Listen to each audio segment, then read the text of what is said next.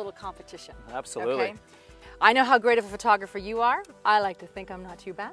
So what we're going to do is we're going to each take shots of the exterior and interior of this house, and we're going to see which one ends up better. Good. As far as a handheld point and shoot, what you got there, everybody thinks, you know, the more money they spend on a camera, the better the photos are going to be. Of course. It's not the case. Oh.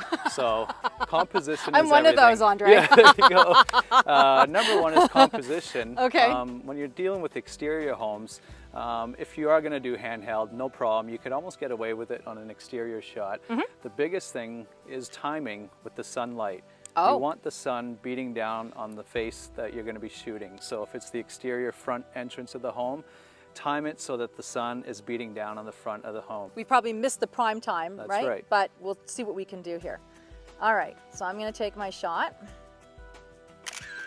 Is there anything I should be focusing on? Front door. You always want the front door in the shot when you're Okay. doing an exterior shot. Normally we try and do 2 to 3 front building shots. Okay. And if it's a flat front of the house, you don't want to shoot flat. It's not flattering at all. You want to have a 3-dimensional look. Okay. So get to the side of the house, which you'll see the depth of the home if you get to the side. In this particular case, we have a garage that fingers out. Yes. So you actually get a really nice view right from where we are, right here. All right, your turn. My turn. So what I'm going to use is my tripod, and my claim to fame, I guess you can say, is my HDR photography. What I'm doing is I'm actually exposing up to 7 to 9 different exposures locked into my tripod, and that's going to give me a high dynamic range of light.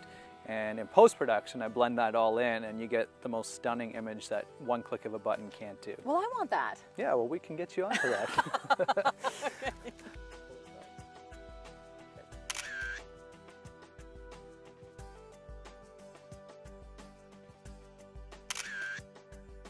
Okay, so the exterior is done. Okay, so now inside, what room do you do first?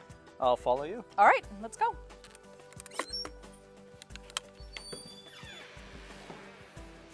Okay, so when I show a home, I always come in, of course, through the main entrance, first impression, so make sure you give it the best.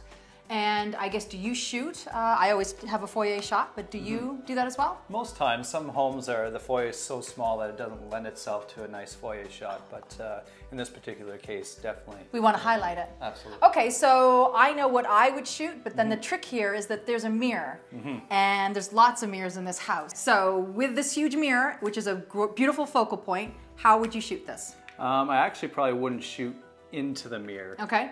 My foyer shot here of choice would probably go from that direction. With my wide angle lens, I'd be able to capture the actual door and down the hallway and give you that whole sense of feel of coming in and out. So that would be my choice. And probably the right one. We'll see. We'll stick with yours. That's right. Okay. Got your shot? Got my shot. Did you get your shot? Absolutely. Are you worried? Not at all.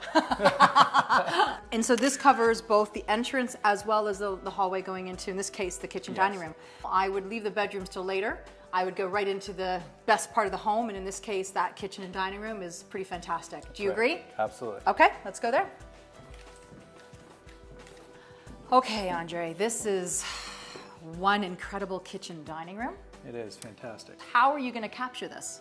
Well, first off, I'm using a wide angle lens, so with one shot, I can actually capture this whole kitchen. And this is where staging comes into play. Staging to show and staging for photography are two completely different things. I agree. This beautiful plant that we have on the island is great for showing. In case of a photography, it's actually blocking a lot of our view in the frame. Now that we've got the countertop cleared, we've got a nice clean slate. But like you said, you've challenged me with all the mirrors. Right. And I've positioned myself for the first shot to hide actually my whole frame in a piece of trim back there. So you actually won't see that in this pic. When I step away, you can see me.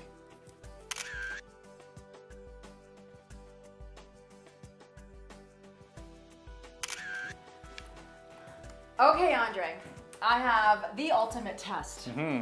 We have a vanity that is mirror. We have a massive wall mirror. On top of that, we have features, which is the Muskoka granite around the tub and the shower. And we also have a double-sided fireplace. How are you going to capture all of this? This is where the challenge comes in. Mirrors, mirrors, mirrors in tight quarters.